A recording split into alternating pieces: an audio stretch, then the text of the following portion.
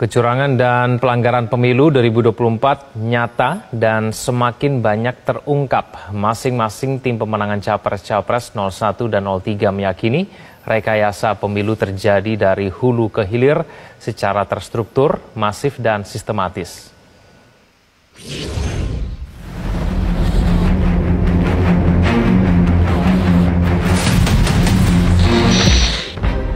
Berbagai indikasi kecurangan dan pelanggaran pemilu dalam Pilpres 2024 semakin banyak terungkap.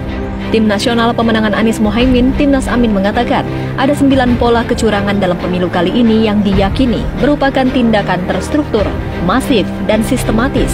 Anggota Dewan Pakar Timnas Amin, Bambang Wijoyanto mengatakan pelanggaran pemilu yang terjadi membuat klaim kemenangan yang digaungkan menjadi tidak valid, sebab kuantitas yang dirumuskan tidak berbasis pada kualitas. Ya, Assalamualaikum warahmatullahi wabarakatuh. Syarat kecurangan pemilu bisa dipersoalkan di Mahkamah Konstitusi itu ada 3.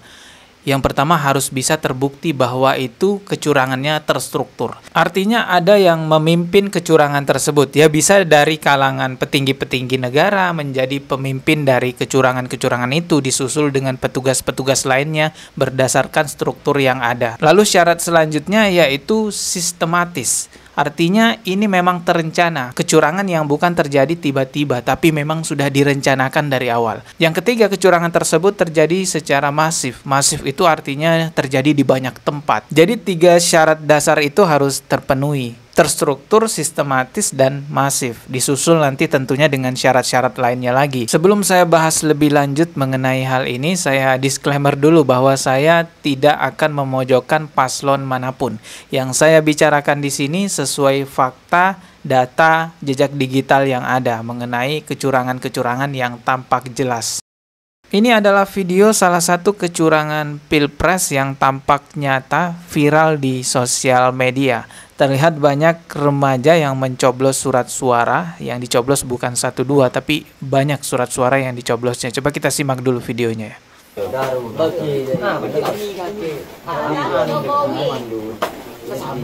Jadi surat suaranya ya udah dicoblos duluan gitu ya. Ya entah siapa yang menyuruh mereka.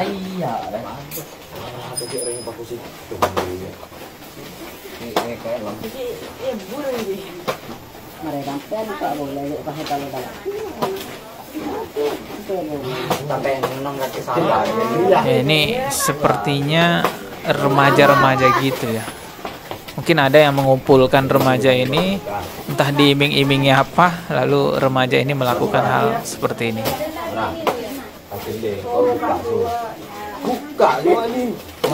Kecurangan seperti ini tidak hanya satu video. Kalau kita lihat di sosial media itu ada beberapa video semacam itu yang beredar. Jadi memang ada oknum yang mencoblos banyak surat suara. Ini video lainnya. Coba kita simak juga nih.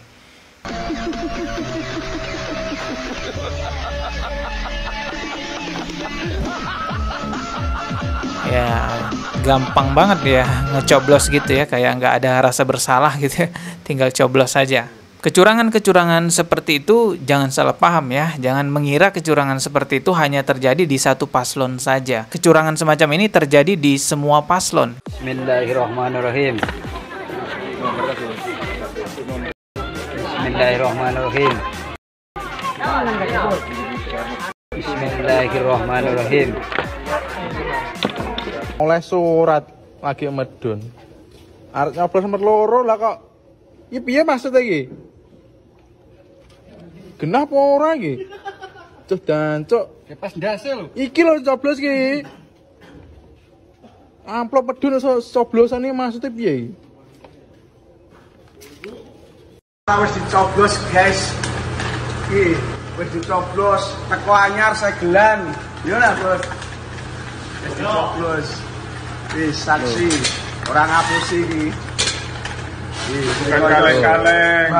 Kalau kita mau bicara jujur teman-teman, dugaan kecurangan itu terjadi di 3 paslon. Mesti ada aja kalau kita cari-cari celah kecurangan di 3 paslon itu, ya pastinya ketemu juga, ada aja yang main curang. Akan tetapi yang menjadi pertanyaan di sini, dari ketiga paslon itu yang ada kecurangan di dalamnya, yang manakah yang terstruktur, sistematis, dan masif, sehingga memenuhi syarat untuk dijatuhkan hukuman. Tapi untuk menjatuhkan hukuman tentu tahapannya panjang banget ya. Hukumannya juga bermacam-macam.